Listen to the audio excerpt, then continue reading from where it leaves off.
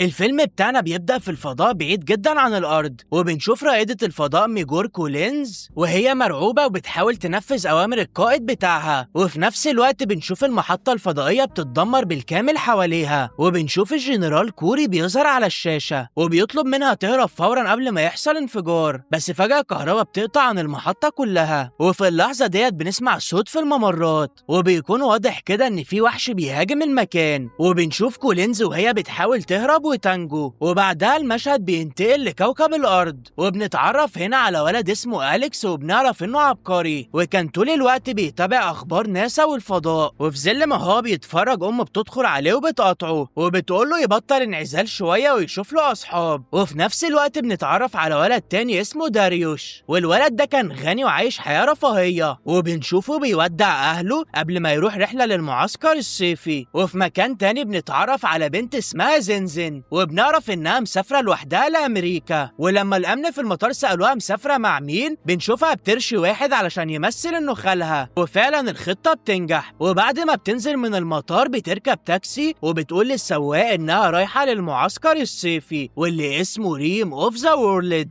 وفي نفس الوقت بنعرف كمان ان اليكس هيروح المعسكر، بس فجاه بتعدي عربيه اسعاف جنبه وبتخضه، وكان واضح كده ان في كارثه بتحصل جوه البلد. وبعدها بنشوف اليكس بيوصل اخيرا للمعسكر الصيفي، وهناك بيتعرف على المشرف لوجان اللي بنعرف انه شخص فرفوش. وبعدها بنتعرف على مشرف تاني اسمه كونرادو. بعد كده اليكس بيشوف زنزن وبيحاول يكلمها بلغتها، ولكن البنت بتتجاهله خالص. وفي نفس الوقت داريوش كان واقف في طابور المعسكر، وفجأة مشرفة بتطلب منه انه يسلم الموبايل، بس هو بيكذب عليها وبيقول لها ان ساب الموبايل في البيت رغم ان الموبايل كان موجود في جيبه. وبعدها بنشوف اليكس وهو محروق قدام الأطفال لأن أمه بتجبره يغني معاه أغنية وداع سخيفة. وبعدها بنشوف الأطفال بيجربوا أول لعبة، وهي كانت إنهم يتزحلقوا على حبل، وأليكس كان مضطر يعمل كده رغم إنه بيخاف من الأماكن العالية. وفي نفس الوقت بنشوف داريوش بيحاول يتكلم مع زنزن بس هي برضه طنشته. وبعد ما أليكس بيطلع فوق المنصة العالية بيبص لتحت وبيكتشف إن المكان عالي، فبيتوتر وما بيرضاش يلعب، والمدرب بيحاول يهديه وبيقنعه إنه يقدر يعملها، ولكن هيهات هيهات. وبعدها أليكس بيسمع خبر صادم على التلفزيون، وهو إن ناسا فقدت الاتصال بالكامل بالمحطة الفضائية، ومحدش عارف إيه اللي حصل لرواد الفضاء هناك. وفي اليوم اللي بعده المعسكر بيستعد الرحلة للنهر، وداريوش كان عايز يركب مع الكبار في العربية المريحة، بس السواق بيطرده وبيضطر يركب مع باقي الأطفال، وبيحاول يزق أليكس عشان يريح براحته. وفي اللحظة ديت بيوصل لوجان السواق وبيعرف الأطفال إن رخصة السواقة بتاعته أصلا مسحوبة، وده بيخلي الأطفال مرعوبين وبيدعوا إن ربنا يستر. وبعدها المجموعة بتوصل أخيرا عند النهر، وهناك بيكتشفوا إن القارب اللي المفروض يستخدموه مليان زبالة. وفي نفس الوقت زنزن بتقرر تدخل الغابة لوحدها، وأليكس بيقرر يروح وراها رغم إنه خايف. وبعد شوية أليكس بيكتشف إن هو بعيد عن الباقيين، وزنزن بتوصل لحافة الجبل وكان قدامها منظر خرافي، وكان نفس المنظر اللي مرسوم على إعلان المعسكر بالظبط. وفي نفس اللحظة داريوش بيطلع فجأة من وسط الشجر وبيمسك أليكس وبياخده ناحية حافة الجبل، وكان بيحاول يخليه يواجه خوفه من المرتفعات، بس أليكس كان مرعوب وعمال يصرخ. وفجأة بيظهر ولد تاني اسمه جابرييل وبيبص لداريوش وبيقول له يسيب أليكس في حاله، وداريوش وقتها بيسيب أليكس وبيروح لجابرييل وكان عايز يتخانق معاه، بس جابرييل بيضربه بوكس واحد وبيوقعه على الأرض، وأليكس بينبهر بشجاعة جابرييل. وبعدها جابرييل بيساعد أليكس إنه يقوم من على الأرض وبيقول له إنه هو ساكن قريب من المنطقة دي. وبعدها بنشوف زنزن وهي بتنضم للتلاتة، وفجأة بيسمعوا صوت انفجارات في السماء وما بيبقوش عارفين إيه مصدرها، وداريوش بسرعة بيطلع موبايله عشان يعرف فيه إيه، وبيكتشف إن البلد أعلنت إنها في حالة طوارئ، وكمان الرسالة كانت بتحذر الناس يبعدوا عن المدن وما يحاولوش يقربوا نهائي من أي حاجة غريبة بتنزل من الفضاء. وهنا الأطفال بيبدأوا يقلقوا وبيحاولوا يرجعوا للمعسكر، بس أول ما بيرجعوا يوصلوا عند النهر ما بيلاقوش أي حد هناك، والغريب إن الأطفال والمشرفين اختفوا تماما. وفي نفس اللحظة بنشوف انفجارات جديدة في السماء وكمان طيارات حربية بتعدي فوقيهم، وفجأة كل الموبايلات فصلت ومبقتش تشتغل، والأطفال بدأوا إن هم يخافوا، وأليكس كمان بيخوفهم وبيقول لهم إن الغابة دي فيها حيوانات خطيرة زي الدببة السوداء اللي لو شافونا هيقتلونا. وبعدها بيقرروا يرجعوا المكان مكان التخييم يمكن يكون الأطفال والمشرفين رجعوا ليه، ولكنهم اتصدموا برضه لما ما لقوش حد هناك، وكل اللي لقوه مجرد ورقة صغيرة متعلقة على حيطة وكان مكتوب فيها إن الكل نزل من فوق الجبل، ولكنهم وقتها لاحظوا إن كونراد كان مغمى عليه ومش قادر يتحرك. وبعدها بيدخلوا واحد من الأماكن اللي موجودة جوه التخييم، ولكنهم بيكتشفوا إن الكهرباء مقطوعة تماما عن المخيم. وهنا أليكس بيبدأ يشرح وبيقول إن ممكن يكون في انفجار نووي حصل في الغلاف الجوي، وده بقى السبب اللي عطل كل الأجهزة الإلكترونية. ولكن فجأة بيسمعوا صوت انفجار جديد، والأربعة بيجروا بسرعة علشان يشوفوا إيه اللي حصل. ولما خرجوا شافوا طيارات حربية في السماء وكانت عمالة تضرب النار على بعض بشكل عشوائي، وفي لحظة طلقة جت جنب الأطفال وقوة الانفجار رمتهم بعيد على الأرض.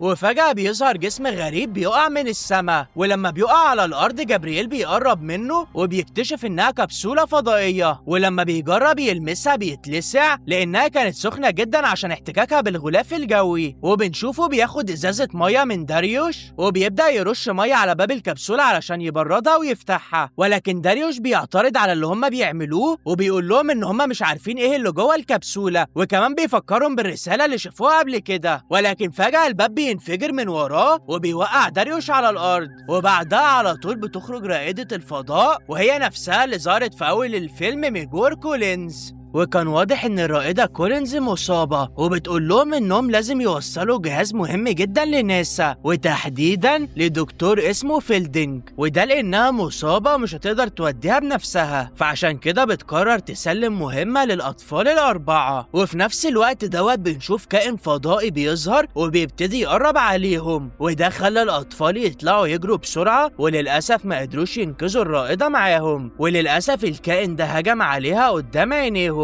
وأليكس لما بيبص وراه بيتصدم لأنه شاف مخلوق صغير شبه الكلب خرج من جسم الوحش، والأطفال وقتها بيهربوا بسرعة ناحية المخيم، بس الوحش برضه فضل يطاردهم. ولما بيستخبوا جوه المطبخ فجأة الكائن الصغير ده بيبدأ يقرب منهم، وهنا الأطفال بيحاولوا إنهم يهربوا تاني، بس المرة دي أليكس كان هيتمسك، وداريوش خبط بالغلط في شوية أطباق وده عمل صوت عالي جذب انتباه الكائن، والوحش ساب أليكس وبدأ يطارد داريوش، وكان عمال يجري وراه وسط مواسير واجهزه المطبخ، وفضل يجري وراهم لحد ما قدر يحاصر الاطفال كلهم قدام الحيطه. وهنا الوحش بينط عليهم ولكن الاطفال بيوطوا على طول، وده بيخلي الوحش يقع جوه مخزن. وبعد شويه الوحش الكبير بيوصل هو كمان للمكان، وهنا الاطفال بيبتدوا انهم يجروا بسرعه وبيحاولوا ان هم يستخبوا، بس الوحش بيستخدم المخالب بتاعته وبيكسر الحيطه، والضربه كانت قريبه من انها تخلص على أليكس. وبره البيت بنشوف جابرييل وداريوش وهم بيستخبوا تحت سلم خشبي، ولكنهم بيتفاجئوا لما بيكتشفوا ان الوحش فوقيهم على طول. وفي حمام قريب أليكس وزنزن كانوا مستخبيين ولكنهم بيعملوا صوت وده بيخلي الوحش يتحرك ناحيتهم. وهنا زنزن بتفكر في حل وبتقترح ان هم يستخبوا في المجاري، والاتنين التانيين بيخرجوا من مكانهم وبيكتشفوا ان الوحش الغريب بيتحرك جوه مواسير البيت وقرب يوصل لهم. وفي نفس الوقت ده بنشوف ان كونراد فاق، وفي لحظه الوحش بيهجم عليه وبيضربه. وبنرجع لجابرييل وداريوش اللي كانوا بيجروا ناحية الكبسولة، والوحش كان بيقرب منهم وهيلحقهم، ولحسن الحظ قدروا يدخلوا جواها ويقفلوا الباب وراهم. وفجأة أليكس وزنزن بيظهروا بره الكبسولة وبيطلبوا منهم يفتحوها بسرعة، ولكنهم ما كانوش يعرفوا ان الوحش واقف وراهم، والاتنين بيجروا حوالين الكبسولة عشان يهربوا منه، ولكن الوحش بيوصل لهم وبينط ناحيتهم، بس الأطفال اللي جوه بيضربوه بشعاع ليزر، وبنعرف ان هم استخدموا سلاح علشان يضربوا الوحش. ولما بيحاولوا تاني ان هم يهربوا الوحش بيظهر من تاني وبيمسك داريوش وبيثبته في الارض وبينفخ ماده سودا في وشه، ولكن لحسن حظه طياره حربيه بتضرب الوحش وبتخلص عليه. وبعدها الاطفال بيقوموا وبيجروا بسرعه من المكان، بس داريوش كان متعصب وعمال يشتم فيهم، وكان عمال يلوم اللي معاه انهم بيطلعوا صوت.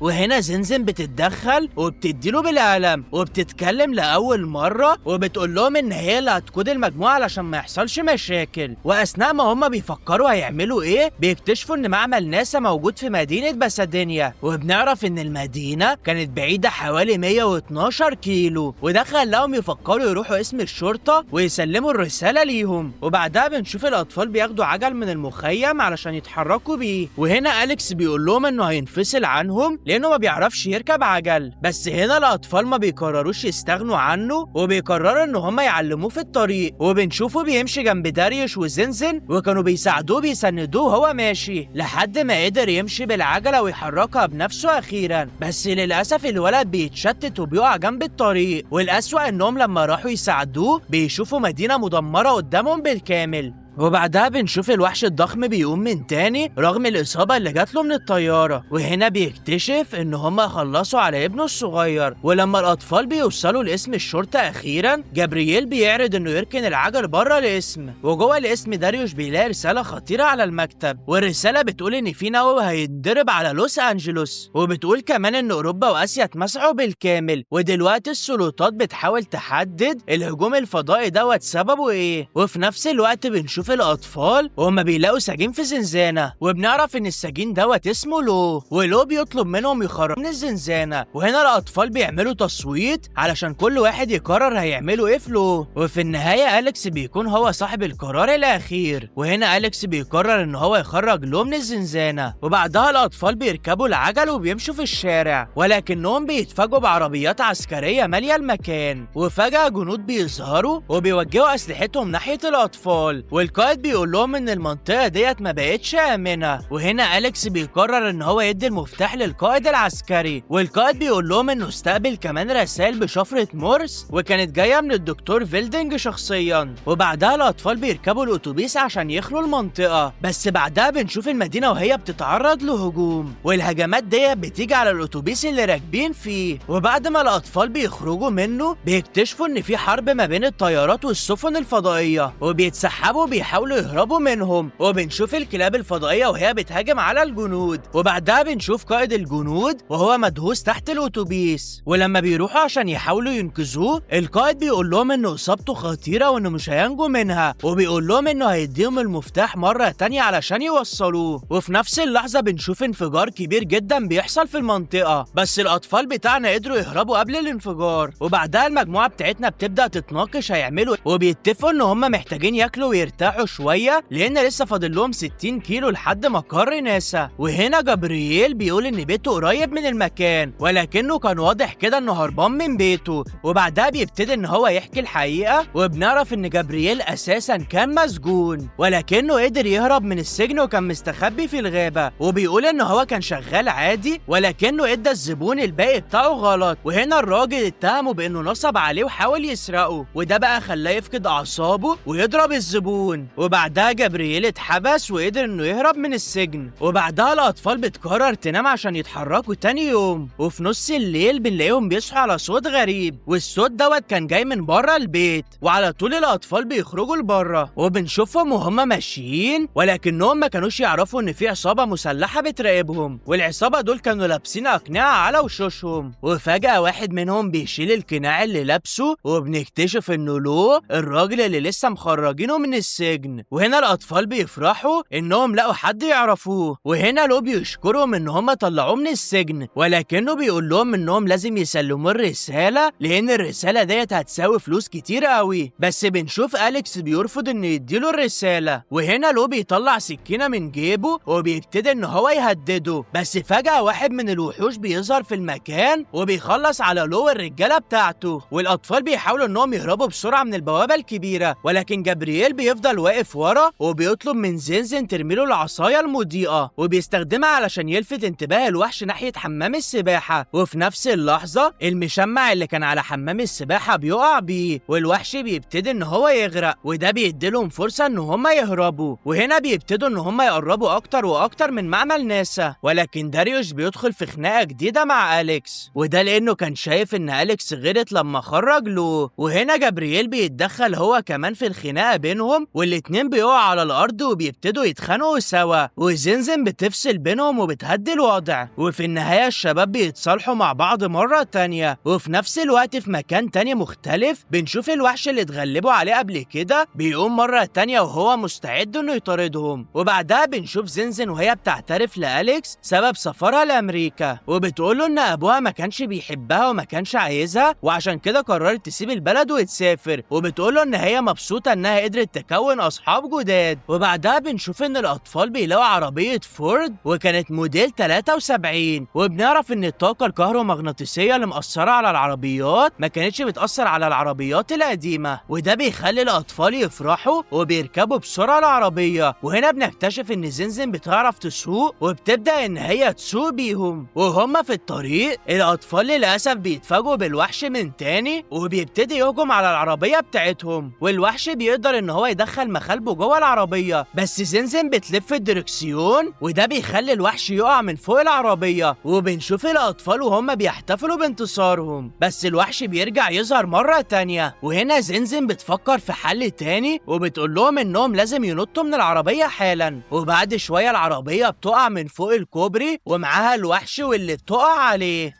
وهنا أليكس بيعترف إن هو مش معاه الرسالة، ونسينا نقول لكم إن الرسالة دي أصلا عبارة عن مفتاح، والمفتاح ده غالبا بقى موجود جوه العربية. وفي اللحظة دي داريوش بياخد قرار إنه ينزل بنفسه رغم إنه عارف إن الوحش موجود هناك. ولما بيقرب من العربية بيلاحظ إن الوحش لسه بيتنفس وما ماتش، وعشان كده بيتسلل جوه بالراحة وبيحاول يدور على المفتاح وسط الحاجات اللي في العربية. وهو بيفتش للأسف بالغلط بيشغل كاسيت، بس في نفس اللحظة بيلاقي المفتاح وما كانش ملاحظ نهائيا ان الوحش بيتحرك حواليه. وهنا اصحابه بيحذروه وده بيخليه يطلع يجري بسرعة. وبعد ما المجموعة بتمشي شوية كيلومترات كمان بيوصلوا اخيرا لمعمل ناسا اللي كانوا رايحين له، ولما بيدخلوا جوه بيلاقوا المكان كله متدمر. وبعدها بيجروا بسرعة علشان يدوروا على دكتور فيلدينج، ولكنهم للأسف بيلاقوا ان دكتور فيلدينج مات. وفي النهاية المجموعة بيقرروا ان هم ينقسموا وكل واحد يروح يدور على عيلته. وقبل ما يخرجوا من المكان أليكس بيلاحظ ان زنزن ما عندهاش اي مكان تروح له، وده بيخلي الباقيين يتأثروا بكلامه وبيضطروا ان هما ما يتفرقوش،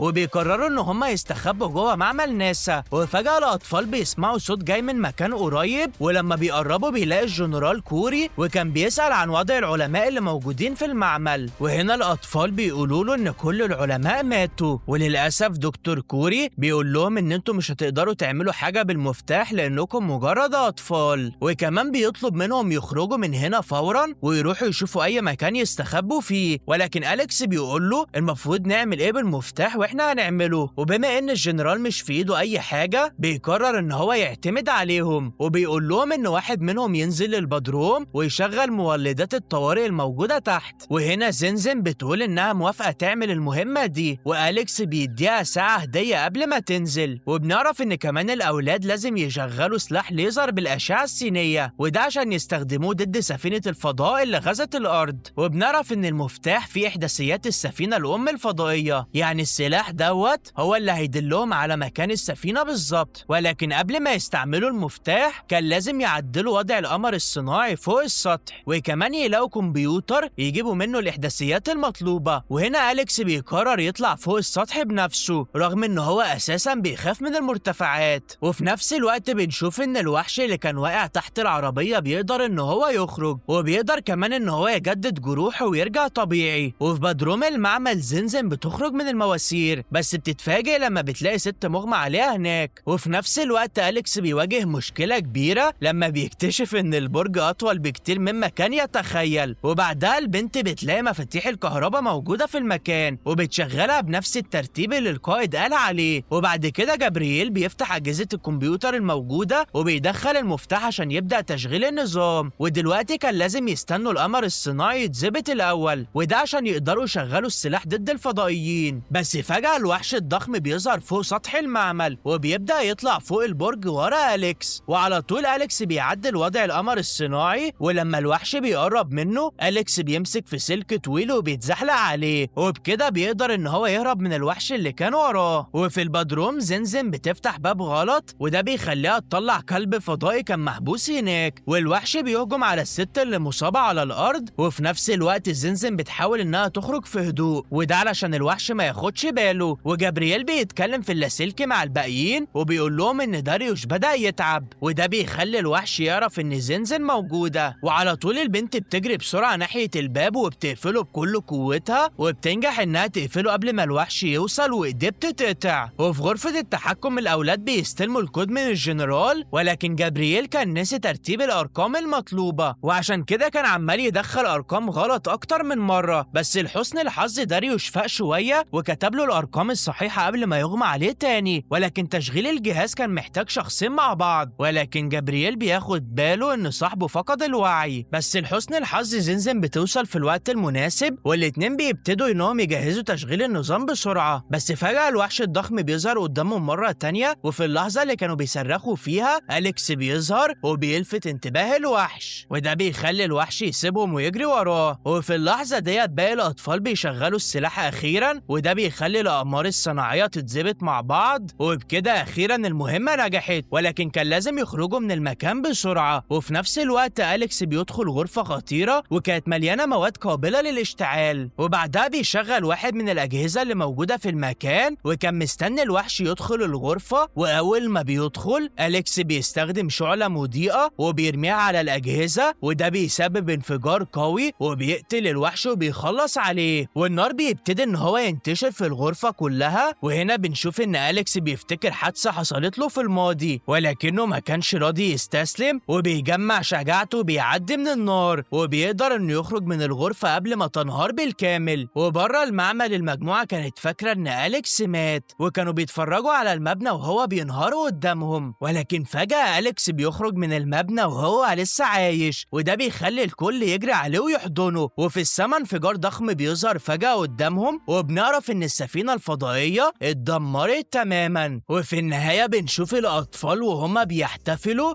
انهم قدروا انهم ينقذوا العالم. وبكده هيكون خلص الفيلم بتاعنا. في الآخر بفكرك لو عجبك الفيديو ما تنساش تشترك في القناة عشان تتابع كل جديد، وما تنساش تكتب لنا حابب نتكلم عن فيلم ايه المرة اللي جاية. اشوفكم على خير في الفيديو اللي جاي. سلام.